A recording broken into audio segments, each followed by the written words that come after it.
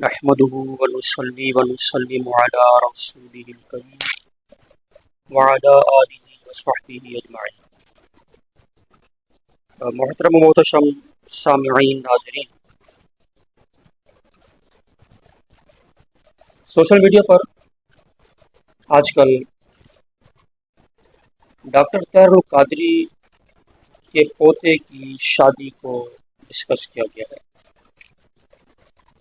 Doctor Tahir al-Qadri نے اپنے پوتے کی شادی پیرس کے اندر غالباً کی،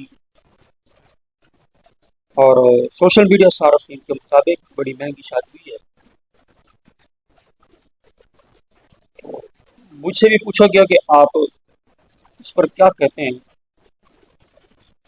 میں اپنا موقف اس حوالے سے پیش کرنے کو حاضر ہوں۔ دیکھیں، ڈاکٹر طاہر القادری اس سے علمی اختلاف ہمارے علماء اہل سنت نے کیا ہے۔ بعض عقیدے کے مسائل کے اندر بھی اور اعمال کے اندر علمی اختلافات اس کے ساتھ موجود ہیں۔ تو بات یہ ہے کہ اگر کوئی مہنگی شادی کرتا ہے بچوں کی اور اس کے پاس پیسہ اتنا ہے کہ اس کو حق ہے، وہ کر سکتا ہے۔ کوئی کروڑوں اربوں پتی ہے، اب وہ اپنے حساب کے مطابق اگر مہنگی شادی کرتا ہے، غیر ملک کرتا ہے، تو وہ کر سکتا ہے، اس سے کوئی مسئلہ نہیں، اس کو یہ حق حاصل ہے۔ اور مہنگی شادی کرنا اگر اس کے اندر کوئی غیر شرعی کام نہ ہو، ہم اس کو ناجائز نہیں کر سکتے۔ بلا وجہ صرف اس لیے اس کو ناجائز کرنا کیونکہ اچھے حال میں ہوئی، اس میں زیادہ کھانے تھے، ضائع ہوتا ہے دولت کا، ضیاع ہوتا ہے، کھانے ضائع ہو جاتے ہیں، وہ ایک الگ صورت ہے۔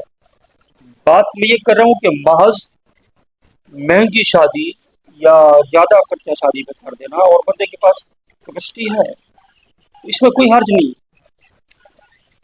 ڈاکٹر طاہر القادری سے ہمارا جو علمی اختلاف ہے، جو مسائل ہیں، آپ اس پہ بات کریں۔ حضرت امیر معاویہ رضی اللہ تعالیٰ عنہ، ان کے حوالے سے ماضی کے اندر ان کی کچھ نازیبہ باتیں موجود ہیں، رفض و خروج کی طرف مائل باتیں ان کی موجود ہیں، جس پر ہمارے علماء نے وقتاً فوقتاً پکڑ کی ہے۔ تو ایک علمی اختلاف تھا، تو علمی اختلاف کو علمی اختلاف رکھیں۔ اس کا نقصان کیا ہو اگر ہم علمی اختلاف کو چھوڑ کر اس کی اپنے پوتے کی مہنگی شادی کو ڈسکس کرتے ہیں؟ نقصان یہ ہوگا کہ جو اس کے حامی ہیں یا جن کو ان معاملات کا نہیں پتہ کہ ہمارے ڈاکٹر طاہر القادری سے کیا اختلافات ہیں، وہ اس کے زیادہ قریب جائیں گے۔ دیکھیں، ایک شادی کی وجہ سے اس کے خلاف بول رہے ہیں، یہ تو کوئی اتنی بڑی بات نہیں تھی، یہ بس محض مخالف ہیں، بس محض مخالفت کر رہے ہیں، یوں ہمارا جو مقدمہ ہے وہ کمزور ہے۔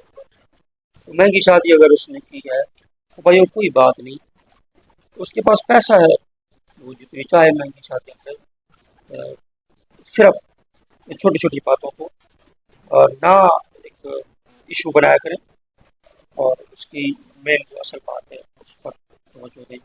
اگر کوئی باوجود اس بات کے پھر بھی شادی پہ کم خرچ کر کے مختصر شادی کرے تو اچھی بات ہے، مگر جو نہیں کرتا وہ گناہ گار نہیں ہے کہ اس نے خرچہ زیادہ شادی پہ کیوں کیا ہے جبکہ اس کے پاس موجود ہے۔ رب العالمین کی بارگاہ میں دعا ہے، اللہ پاک ہمیں راہ حق پر چلنے کی توفیق دے، آمین۔